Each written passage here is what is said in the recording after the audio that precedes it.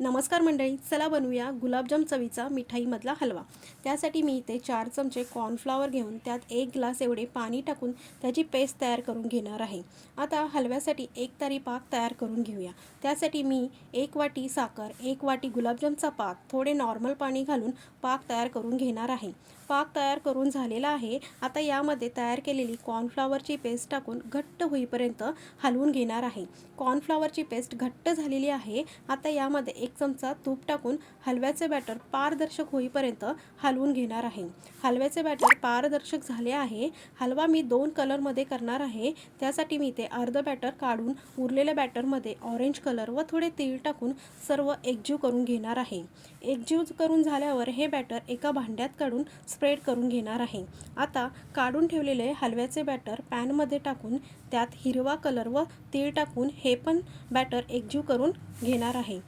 हिरवा कलर टाकलेले हलव्याचे बॅटर आपले एकजीव करून झालेले आहे।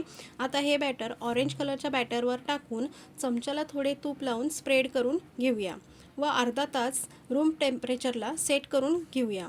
एक अर्धा तास झालेला आहे आणि हलवा आपला व्यवस्थित सेट झालेला आहे। आता आपण तो एका प्लेटमध्ये टॅप करून काढून घेऊया।